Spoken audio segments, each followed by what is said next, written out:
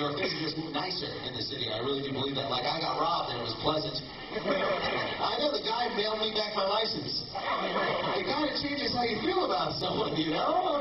I'm thinking this guy's like, I got his wallet, I got his credit cards, I got his money. His license? He's going to need that. You know, it's so strange to think this guy, he robs and he steals for a living, but morally, he draws the line at sending someone to the DMV. That's just messed up. That's very funny. It is a show of professional comedians and so much more. A show at the Times Square Arts Center tonight, home of the Laugh Factory New York, presents, it's called Funny Biz. It's an opportunity for military men and women to step out of their comfort zone, literally, and perform on stage. We are joined this morning by Funny Biz creator and producer Alicia Lehrer, the host of the show, Ryan Reese, and the event coordinator for the reserves, Amy Hernandez. All three of you, thank you so much for joining us this morning.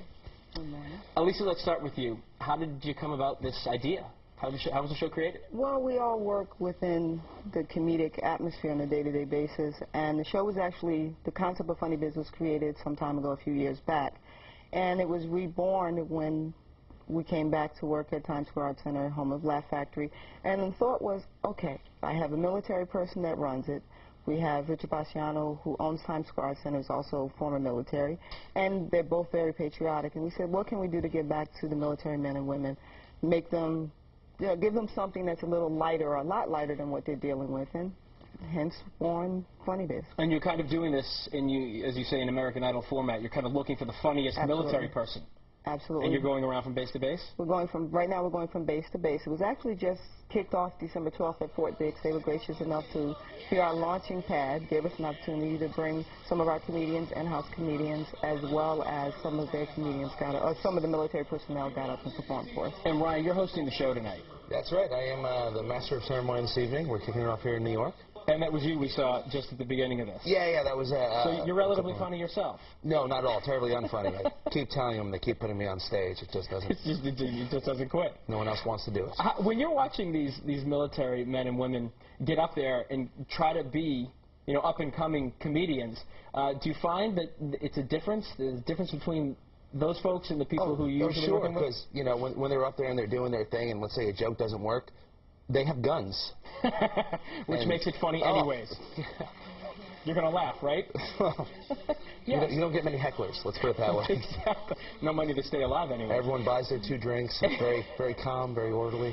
Amy, I was asking you before, are you funny? And you said no, which I found very funny. But there are some people in the military who are funny. And what is this like for them to get up there? I mean, what you're doing for a living is not funny. It's a very serious business. So to step out of your comfort zone like this and to get up on stage, it takes a lot of guts. You're already courageous because you're serving in the military, but then to get up there and try to tell jokes, it's not easy.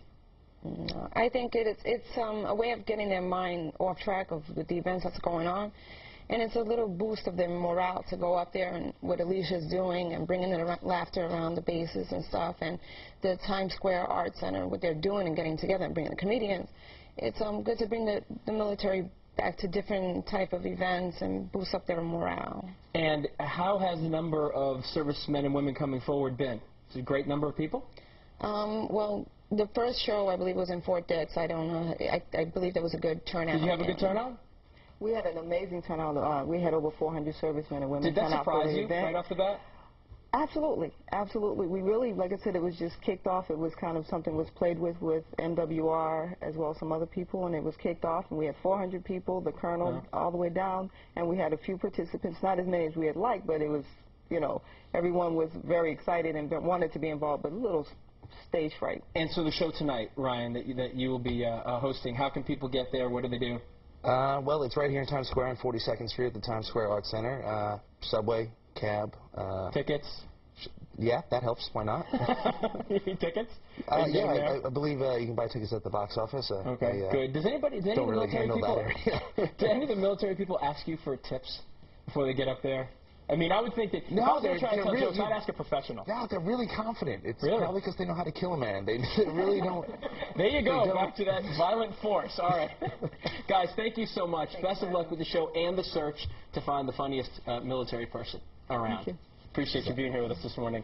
Up next, Jessica Taft with sports. Stay with us.